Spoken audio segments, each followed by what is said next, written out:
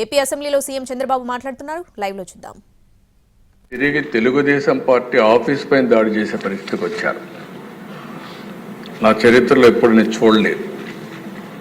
ఒక ఆఫీసు పైన దాడి చేసి నేను ఆ సమయంలో కేంద్ర హోమ్ మినిస్ట్రీకి ఫోన్ చేసి కంప్లైంట్ చేసి గవర్నర్కి కూడా కంప్లైంట్ చేసే పరిస్థితికి వచ్చాం. అక్కడి నుంచి నేను ఆఫీస్కి వెళ్ళాను.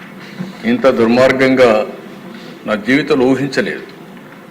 ఒక పార్టీ కార్యాలయం అనేది ప్రజలకు సేవ చేసే ఒక పవిత్ర దేవాలయం.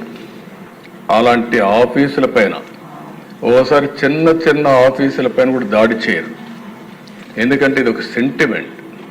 ప్రజాస్వామ్యంలో పార్టీ ఆఫీసులన్నిటిపైన ఎప్పుడూ దాడి జరగలేదు. అలాంటి జరిగే పరిస్థితి వచ్చింది. అదే మరి సరే, మనం మాట్లాడుకుంటూనే ఉన్నాం. మీరు బాధితులు, నేను బాధితుడినే, ఇక్కడ అందరూ బాధితులే, ఒకరిని కాదు. నేను ఆ రోజు ఈరోజు కూడా చెప్తున్నా, నేను చాలా స్పష్టంగా ఉన్నా. రాజకీయ కక్షలతో నా జీవితంలో ఎప్పుడు నేను రాజకీయం చేయలేదు, ఇప్పుడు కూడా నేను చేయను. అదే సమయంలో లా అండ్ ఆర్డర్ సమస్యలు క్రియేట్ చేసే వాళ్ళపైన మాత్రం ఈ ప్రభుత్వం సింహ స్వప్నంగా ఉంటుందని మరొకసారి హెచ్చరిస్తున్నారు. ఎవరైనా కావచ్చు. చరిత్ర ఒకసారి చూసుకుంటే దిశ తెలుగుదేశం పార్టీ వచ్చిందంటే లా అండ్ ఆర్డర్ సెట్ కావాలి. ఈరోజు ఎన్డీఏ ప్రభుత్వం ఉన్నాం. ఎన్డీఏ ప్రభుత్వం కూడా చాలా స్పష్టంగా ఉంది. ఎట్టి పరిస్థితుల్లో లా అండ్ ఆర్డర్ ఉపేక్షించాం, ఎవరు బ్రేక్ చేసినా. అందుకే ఈరోజు మీరు చూసినప్పుడు ప్రత్యేకంగా నేను ఎన్నికలప్పుడు కూడా చెప్పాను,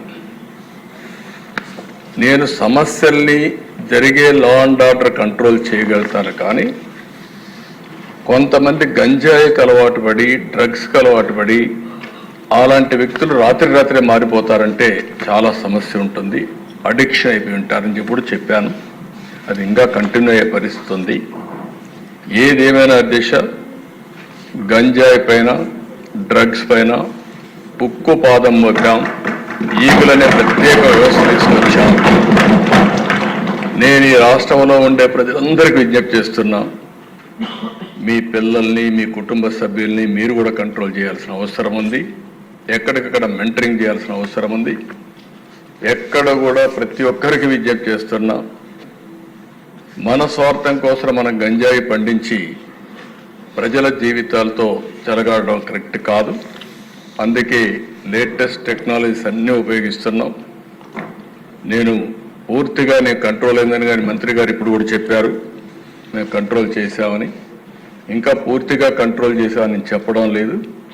ప్రజలు మెచ్చుకున్నప్పుడే మీరు కంట్రోల్ చేసినట్టు అవుతుంది. అంతవరకు మీ పని ఉంటుంది.